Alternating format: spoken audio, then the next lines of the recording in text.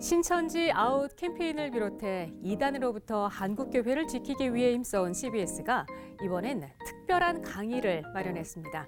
바로 이단 아웃, 이 10개의 강의인데요. 저와 함께 이 10개의 강의를 모두 섭렵하시면 이단에 빠지지 않도록 하는 예방 활동은 물론 이단에 빠진 주변 사람들을 구해내는 역할까지 해내실 수 있을 겁니다. 오늘은 그 첫 시간이고요. 주제는 이단들이 일삼는 거짓말입니다. 거짓말로 점철된 현대 기독교 이단들의 특징을 이단 전문가시죠. 부산장신대 교수이시고 현대종교 이사장이신 탁지일 교수의 강의로 들어보겠습니다.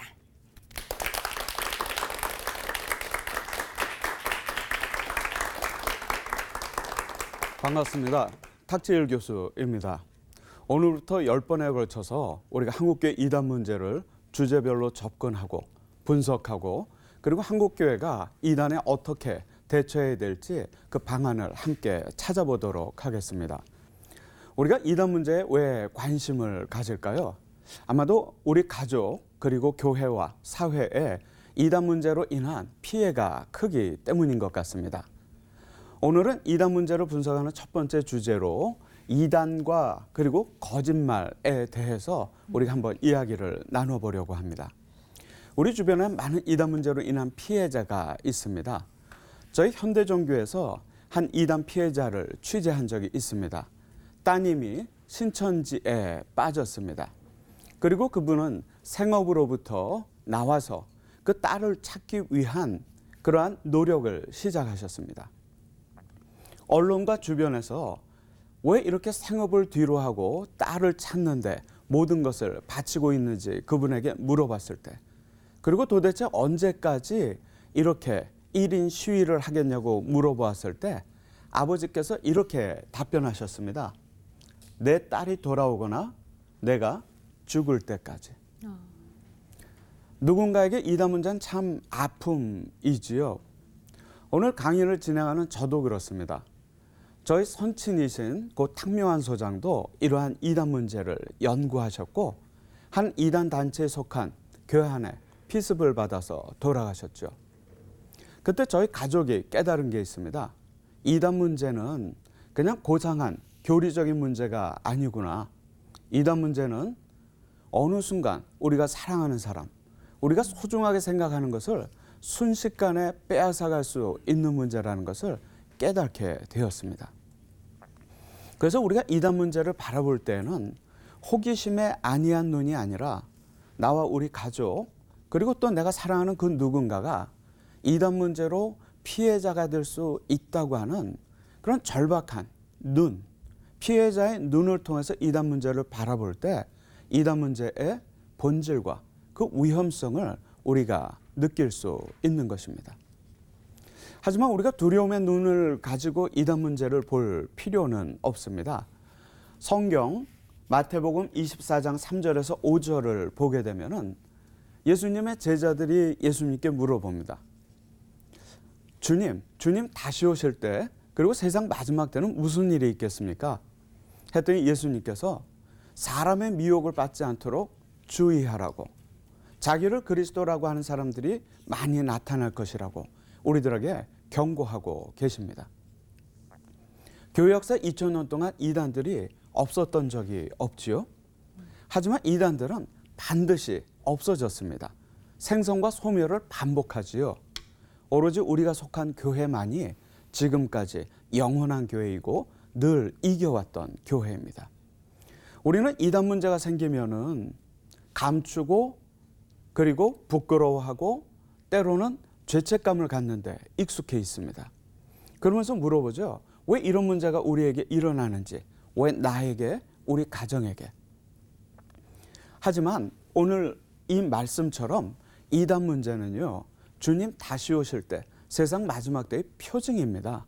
생길 수 있는 문제이죠. 그래서 이런 이단 문제가 우리 가족이나 나에게 생길 때에는 왜 이런 문제가 나에게 생기지라고 고민하기보다는 오히려 생길 수 있는 문제가 드디어 생겼구나. 내가 이 문제를 어떻게 주님의 도우심으로 지혜롭게 해결해 나아갈 수 있을까를 고민하는 것이 올바른 신앙인의 자세라고 할 수 있습니다. 이단 문제를 피해자의 안타까운 눈으로 바라보면서 그리고 그 문제가 생겼을 때에는 그 문제에 대해서 지혜롭게 해결해 나아가고자 하는 그런 담대한 용기가 우리에게 필요하지요. 이 두 가지를 가지고 10번의 주제별 이단 문제의 강의를 여러분이 들어주신다고 한다면 저와 여러분에게 아마도 큰 배움이 있으리라고 생각을 합니다. 오늘 처음 강의의 주제를 제가 거짓말이라고 잡았습니다. 거짓말. 이 거짓말이 한국교회 이단들의 그리고 외국의 이단들의 주요한 특징인 것을 보게 됩니다. 한국에는 많은 미국 계통의 이단들이 아주 오래전부터 들어왔지요.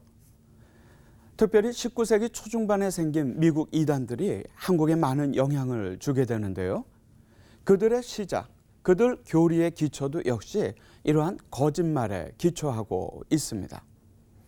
우리가 잘 아는 제7일 안식일 예수재림교회, 우리가 안식교라고 부르는 단체입니다. 물론 출판, 의료, 그리고 음식 등등 한국 사회에 긍정적 영향을 해온 것을 우리가 알 수 있습니다. 하지만 교리적으로는 우리가 한국교회가 이단이라고 분류를 하지요. 그 중에 가장 큰 이유는 이 안식교는 1844년에 종말이 온다고 주장했던 그런 시한부 종말 단체이기 때문입니다. 물론 1844년에 종말이 오지 않았지요. 안식교인들은 그것을 대실망의 사건이라고 부릅니다. 그러면서 그 실패를 받아들인 것이 아니라 예수님이 오셨다. 하지만 저 하늘에 있는 지성소에 들어가셔서 우리 인간들을 조사하고 심판하고 계시다고 하는 교리적인 변개를 하게 됩니다. 그런가 하면 이러한 안식교의 영향을 받은 한국 이단도 있습니다. 이단들은 독자적으로 생겨나기도 하지만은 서로 영향을 주고 받기도 하지요.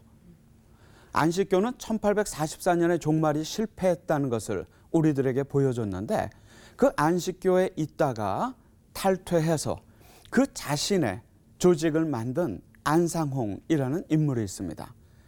요즘 알려진 하나님의 교회 세계복음 선교협회라는 그런 단체의 창교자이기도 하지요.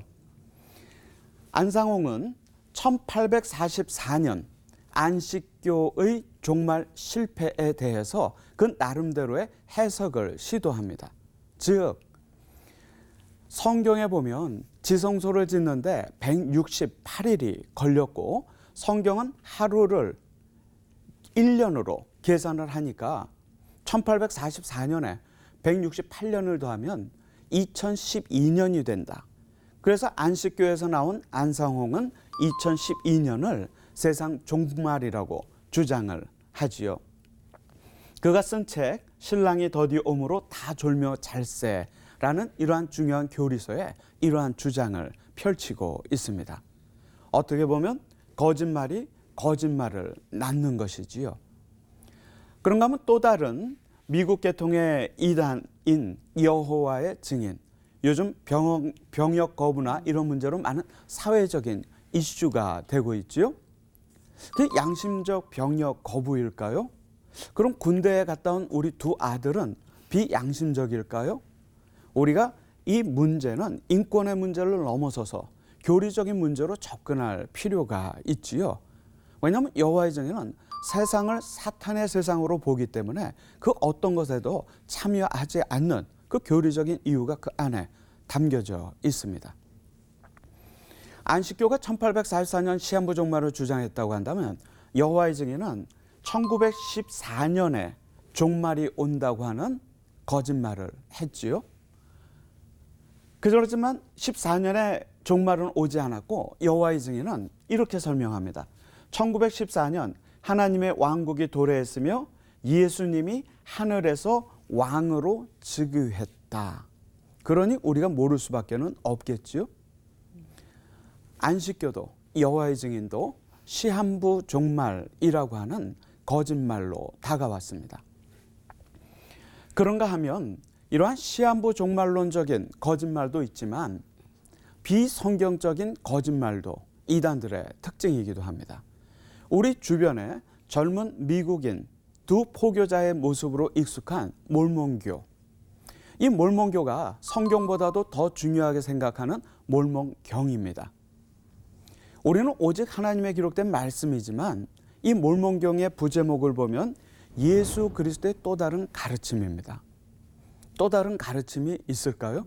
모든 이단들은 성경 이외의 새로운 그들만의 약속이 있다고 주장을 하지요. 하지만 이 책의 내용을 간단히 제가 설명을 해드리면 예수님이 부활승천하기 전에 미국에 오셨다는 겁니다. 그리고 그곳에 있는 원주민들에게 복음을 전했고 예수님이 재림할 곳도 미국이라는 이야기가 이 책에 담겨 있지요. 성경적이지 않지요? 확인할 수도 없습니다. 이처럼 비성경적인 거짓말이 그들 교리의 기초가 되기도 하지요. 만약에 몰몬교를 가장 외국의 대표적인 이단 단체라고 한다면 아마도 한국의 대표적인 이단의 뿌리는 통일교라고 할 수 있습니다. 몰몬교에게 몰몬경이 있다면 통일교에게는 원리강론이라는 책이 있습니다. 이 책에서 문선명은 이렇게 이야기를 합니다. 첫 번째 아담은 성적인 타락으로 실패했고 두 번째 아담인 예수 그리스도도 그 성적인 타락을 되돌리기 위해서 결혼을 하고 가정을 이루었어야 되는데 독신으로 십자가에 죽었기 때문에 실패했다는 겁니다. 그래서 제3의 아담, 세 번째 아담이 동방인 한국에 왔고 그것이 바로 문선명이라고 하는 주장이 이곳에 담겨져 있지요. 문선명은 90년대, 2000년대를 접어들면서 본인뿐만 아니라 본인의 아내도 구세주, 재림주, 메시아라고 공식적으로 그 세상에 알리기 시작을 했지요. 그러한 교리들이 이 안에 담겨져 있습니다. 이처럼 동서양을 막론하고 시한부 종말론 혹은 비성경적인 그러한 거짓말들이 동서양 이단들의 기초가 되는 것을 우리가 보게 됩니다. 특별히 가장 최근 우리 한국교회 혹은 사회를 많이 어렵게 하는 한 단체가 있죠. 여러분 모두가 아는 신천지라는 단체입니다. 아마도 신천지라는 이름을 들으면은 긍정적인 이미지를 갖는 분은 많지 않을 거예요. 하지만 신천지, 새로운 하늘, 새로운 땅, 우리 그리스도인들의 종말론적인 소망이거든요. 많은 교회의 하나님의 거룩한 언어들이 이단들에게 훼손되고 오염되고 있습니다. 저는 이단 대처가 어떻게 보면 하나님의 거룩한 언어들이 이단들에게 오염되고 훼손되고 있는데 그것을 회복시키는 그 저작권을 교회와 하나님께로 가지고 오는 거룩한 언어의 회복 운동이 이단 대처가 아닐까 싶습니다. 이단들이 사용한다고 해가지고 우리가 그것을 잃어버려서는 안 되지요. 신천지라는 종말론적 소망, 기쁜 소식이라고 하는 왜 구원파를 우리가 생각할 수는 없죠. 그 언어들 우리가 교회 내에서 더 자신 있게 사용해야 합니다. 신천지는 대표적인 단체입니다. 모략이라고 하는 주장을 합니다. 그리고 신천지는 이 모략이라고 하는 뜻을 성경에 있는 이 단어를 통해서 거짓말이라고 해석을 합니다. 하지만 히브리어로 에사라고 부르는 이 소위 모략이라고 성경에 기록되어 있는 이 단어의 뜻은요, 거짓말이 아니라 충고입니다. 때로는 선한 충고라는 의미로도 사용이 되어지지요. 한데 신천지는 이러한 의미가 담긴 이 모략이라는 단어를 그들에 맞게 자의적으로 해석하고 이것이 거짓말이라고 하여 신도들을 거짓말로 합리화시켜 줍니다. 사랑하는 가족에게 또 지인들에게 우리가 가족들이 거짓말을 하면 배우자 간에 부모 자식 간에 금방 알아볼 수 있지 않습니까?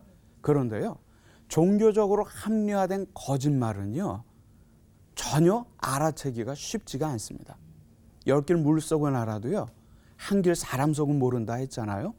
거짓말로 다가와서 사랑하는 가족마저도 그렇게 속일 수 있는 것이 이 종교적인 거짓말의 합리화입니다. 이렇게 신천지는 모략이라고 하는 교육을 통해서 신도들에게 거짓말을 합리화시켜주지요. 그들의 목적이 또 있지요. 최근에 서울대 심리학과에서 이런 공지를 했습니다. 그 내용은 이 전단지를 보여줍니다. 이 전단지의 내용은 서울대학교 심리학과에서 단기 아르바이트를 모집한다고 하는 그런 전단지입니다. 그런데 서울대 심리학과에서는 이렇게 공지를 합니다. 아래 전단지는 신천지 종교에서 서울대 심리학과 및 심리과학연구소를 사칭합니다. 우리 학과는 교내 및 교회에서 연구 참가자를 모집하지 않사오니 유의하시기 바랍니다. 거짓말의 끝은 어디일까요? 종교적으로 합리화된 거짓말은 죄책감을 느끼지도 않고 그 거짓말에 한계가 없는 것을 보여줍니다. 이렇게 우리에게 다가오고 교회로 다가오기 때문에 신천지로 인한 피해가 큰 것이지요. 여기서 우리가 팩트체크 하나 하고 들어갈까요? 신천지가 무서울까요? 신천지가 두려울까요? 그렇지 않습니다. 신천지로 인한 분열과 불신이 두려운 것이지 신천지가 두려운 것이 아닙니다. 그 옥석을 우리가 구분할 필요가 있지요. 그렇게 거짓말로 다가와서 교회와 가족을 분열시키고 또 분리하고 불신을 조장하기 때문에 그러한 아픔들이 가정과 교회에 있는 것입니다. 신천지가 자주 사용하는 요한계시록을 보면요, 여기에 대한 분명한 경고가 나옵니다. 신천지가 그토록 소망하는 14만 4천, 하지만 그 14만 4천에 속할 수 있는 사람은 거짓말이 없고 흠이 없는 자들이라고 성경은 이야기합니다. 거짓말하는 자들은 불과 유황으로 타는 못에 던져질 것이라고 경고합니다. 거짓말하는 자는 결코 신천지가 그토록 가고 싶다고 하는 새 예루살렘 성에 들어갈 수 없다고 확언합니다. 거짓말을 좋아하며 지어내는 자는 다 그 성 밖에 있을 것이라고 요한계시록은 우리한테 경고하고 있습니다. 신천지는 그들의 거짓말을 합리화할 수 있는 내용만 취사 선택해서 사용을 하고 있지요. 하지만 하나님의 기록된 말씀인 성경은 그 거짓말에 대해서 분명하게 경고하고 있는 것을 볼 수가 있습니다. 우리들은 그리스도인들입니다. 그리스도인은 누굽니까? 예수님만을 구세주로 믿는 사람들이 그리스도인들이죠. 그 그리스도인들은 나의 십자가를 지고 죽기까지 주님을 따르기로 작정한 사람들입니다.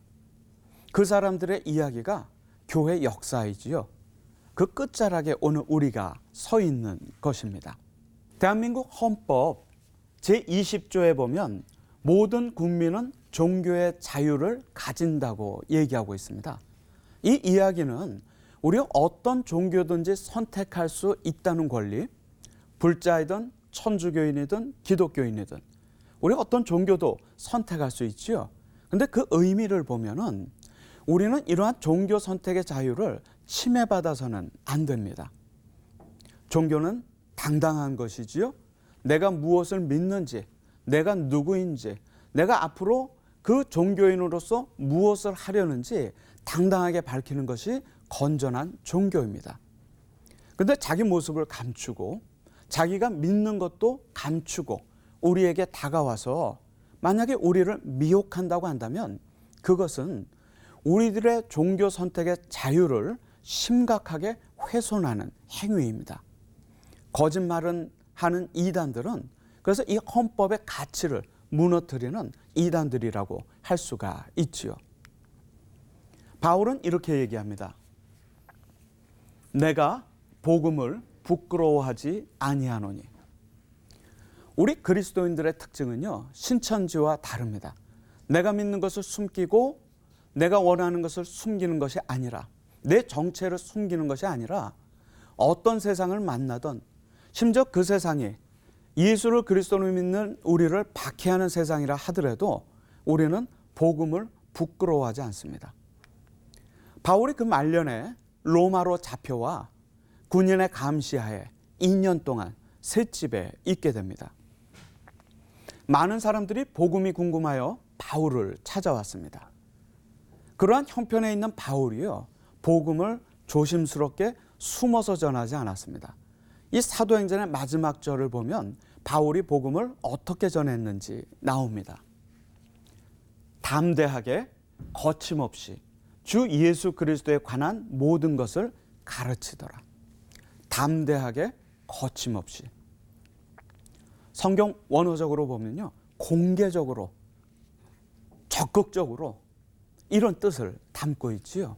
이게 우리 그리스도인들입니다. 우리는 복음을 부끄러워하지 않는 사람들이죠. 우리는 어떤 때, 어떤 순간에도 복음을 담대하게 거침없이 전하는 사람입니다. 이런 점에서 거짓말을 일삼고 있는 이단들은 기독교라는, 종교라는 범주에 들어올 수 없는, 그저 종교인 척하는 유사 종교일 수밖에 없는 그런 한계를 가지고 있지요. 이것이 이단들의 거짓말, 그 본질입니다. 오늘은 이단과 거짓말이라는 주제로 이단 문제를 우리가 접근해 봤습니다.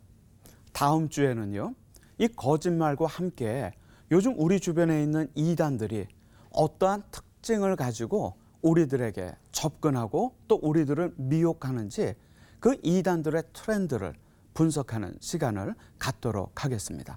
고맙습니다. 네, 교수님 오늘 강의 잘 들었습니다. 감사합니다. 네, 국내외 현대 이단들의 특징이요. 거짓말이라는 사실 알고는 있었지만 다시 한번 되새기는 시간이 됐던 것 같습니다. 저희 신앙인들이 정말 정신 바짝 차려야 될 것 같습니다. CBS 이단 아웃은요, 강의가 끝날 때마다 교수님과의 짧은 토크를 통해서 시청자분들과 그날의 핵심 내용을 공유를 하려고 합니다. 자, 첫 번째 궁금한 내용을 말씀을 드릴게요. 네. 이단들이 거짓말을 해올 때 사실 워낙 확신에 차서 얘기를 하기 때문에 분별하기가 쉽지 않거든요. 저희가 딱 보고 이게 거짓말이구나 알 수 있는 방법은 없을까요? 사실 우리가 사랑하는 가족들, 특별히 자녀들이 거짓말을 할 때면 금방 알아채지요. 네, 그래서 우리가 알고 속아준다는 얘기가 있지 않습니까? 맞습니다. 네. 근데 이단들의 거짓말은 어떻게 보면 교리적으로 합리화되어 있다 보니까 죄책감을 느끼지 않고, 네. 그렇기 때문에 사랑하는 가족들이나 지인들마저도 그 거짓말에 속게 되지요. 우리 옛말에 돌다리도 두들겨보고 건너라고 하지 않았습니까? 네. 제가 일전에 공익광고협의회에서 만든 어떤 문장이 뇌리에 계속 남더라고요. 스미싱을 조심하라고 하는 그 광고 문구였는데요. 네. 그 내용이 이렇습니다. 안심이 조심입니다. 사실 우리가 기억해야 될 것 네. 같아요. 이단들은 거짓말로 무장하고 우리 안에 가만히 들어와서 우리를 미혹합니다. 우리들의 판단에 우리가 지나치게 신뢰하기보다는 현대 이단들은요, 우리가 하나님 말씀을 중심으로, 그리고 교회라는 공간을 중심으로 우리의 신앙생활이 이루어질 때는 이단들이 틈을 탈 수가 없지요. 그러니까 우리가 교회와 말씀 중심으로 우리의 삶을 살면서 우리 주변에 많은 곳에 도처에 있는 이단들의 미혹에 대해서 조심히 영적인 안심이다라고 하는 마음으로 우리가 이단 문제를 바라본다면 예. 그들의 거짓말을 분별할 수 있는 그러한 지혜를 주님께서 주실 수 있다고 믿고 있습니다. 네. 그러니까 교수님 말씀은 한 번쯤은 늘 의심을 해보라는 말씀이신 거죠? 기독교의 본질은 긍정적이거든요. 네. 우리가 괴물을 대처한다고 우리들 스스로가 괴물이 될 수는 없다고 생각합니다. 그렇죠. 우리는 성경 말씀대로 믿고 그대로 사는 것이 중요하지 않을까. 그랬을 때 하나님께서는 전혀 우리가 예기치 않았던, 기대하지 않았던 선물을 주시는데 그게 바로 영적인 분별력이라고 저는 생각합니다. 영적 분별. 오히려 의심보다는 예. 말씀대로 사는 삶이 정답이 아닐까 생각합니다. 네네. 어떻게 보면 원론적인 얘기일 수도 있겠네요. 예, 말씀대로 사는 방법. 네, 알겠습니다. 저희 CBS가 신천지에 빠진 사람들 방송했던 거 알고 계시죠? 예, 이 방송을 통해서 한국교회의 이단에 대한 경각심을 일깨우는 계기가 됐었는데요. 이 프로그램이 이단에서 빠져나오게 하는데 도움이 많이 됐다는 평가들이 있었습니다. 그 주요한 이유가 뭘까요? 신천지뿐만 아니라 여러 이단 대처에 있어서 CBS의 신천지에 빠진 사람들은 사실 이단 대처의 큰 전환점이 되었죠. 예. 그 이후에 일어난 변화들, 그 영향을 보면 먼저 공신력 있는 방송을 통해서 이단들에 대한 정보를 신속하고 정확하고 지속적으로 이단들의 관련 정보를 우리들에게 제공하고 있다는 것이 그 이후에 일어난 큰 변화라고 생각을 하고요. 예. 특별히 신천지에 빠진 사람들을 통해서 이단 피해자들의 모습을 생생하게 담아내셨거든요. 맞아요. 네. 그 피해자들의 모습을 보면서 우리도 그런 피해자들이 될 수 있다고 하는 그런 경각심을 가지고 아하. 예방할 수 있는 마음을 갖도록 한 것이 두 번째로 큰 중요성이라고 생각합니다. 네. 그리고 무엇보다도 우리가 그냥 이단을 그냥 뿔 달린 어떤 괴물처럼이 아니라 사실 이단을 우리가 알고 대처할 수 있는 그런 중요한 계기가 되었던 것이 신천지에 빠진 사람들, 그 CBS의 중요한 역할이었다고 생각합니다. 네. CBS는 앞으로도 그 역할을 계속 이어가도록 하겠습니다. 네. 오늘 첫 번째 강의였는데요. 앞으로도 이제 10강이 이어질 겁니다. 한국교회 성도들, 교회들과 이제 함께 할 텐데요. 이 강의를 어떻게 들고 또 어떻게 활용했으면 좋겠는지 교수님의 바람과 기대를 듣고 싶습니다. 사실 이런 이단 강의는 늘 조심스럽습니다. 저도 목사인지라 이렇게 믿고 이렇게 살아야 된다고 이야기하고 싶지만 저는 좀 네거티브한 접근을 하거든요. 이것이 기독교가 아니다. 이것을 믿어서는 안 된다. 라고 얘기하면서도 마음 한켠이 늘 부담스럽습니다. 네. 앞으로 10강을 진행하는 동안 제가 이 말씀은 드려야 될 것 같아요. 하나님의 말씀이 교재이고 이단, 강의는 참고서입니다. 우리가 그 본질에 집중해야 되지 않을까. 예. 사도신경과 같은 신앙 고백은 예배 시작 전에 우리가 예배 시작 시에 외우는, 눈 감고 외우는 주문이 아닙니다. 내가 무엇을 믿는지, 앞으로 무엇을 하려는지를 공적으로 선언하는 행위이거든요. 예. 신앙 고백을 통해서 우리는 다른 누군가를 비난하지 않습니다. 오직 내가 무엇을 믿는지를 고백할 뿐이지요. 예. 우리가 이렇게 이단 문제에 접근하고 있지만 오히려 이단 문제로 인한 경각심을 우리가 갖되 그것은 참고서이고 하루하루 주님의 은혜 가운데 하나님 말씀대로 살아가려고 우리가 씨름하고 노력하는 것이 오히려 이 이단 강의를 통해서 네. 그런 배움이 얻어졌으면 좋겠다는 소망을 갖습니다. 네. 늘 하나님의 말씀을 집중적으로 공부를 해야 되겠다는 생각을 가져봅니다. 네. 교수님, 오늘 강의를 한마디로 요약을 해본다면 뭐라고 정의할 수 있을까요? 오늘 우리가 거짓말과 이단이라는 주제를 다루면서 이런 말씀을 드리고 싶습니다. 세상에는 공짜가 없다. 이단들은 우리에게 있어도 되고 없어도 되는 것 가지고 다가오지 않습니다. 우리에게 필요한 것, 우리가 관심을 가질 만한 것을 미혹으로, 거짓말로 다가오지요. 네. 우리가 그 미혹에, 그 공짜에 관심을 가졌을 때에는 우리는 어떤 영적인 대가를 치룰지도 모릅니다. 우리 그리스도인들에게 공짜는 하나지요. 예수 그리스도의 구원. 그것 이외의 다른 공짜는 없고 거기에 대한 대가를 치를 수 있다고 생각합니다. 예. 거짓말과 이단, 그것에 대한 대안은 이 세상에는 예수 그리스도의 구원 말고는 공짜는 없다라는 우리의 믿음이라고 생각합니다. 예. 예수 그리스도의 구원 말고는 세상에 공짜는 없다. 이 말씀을 우리 모두 기억을 해야 될 것 같습니다. 교수님, 오늘 말씀 감사합니다. 고맙습니다. 거짓을 말하는 이단을 분별하는 기준은 당연히 성경에 있습니다. 이 성경을 제멋대로 해석해 성도들을 미혹시키는 이단들을 정확히 분별할 수 있는 눈을 CBS의 이단 아웃이 열어드리도록 노력하겠습니다. 저희는 다음 시간에 또 찾아뵙겠습니다. CBS와 함께 한국교회와 함께 이단 아웃! 네, 교수님, 감사합니다. 네.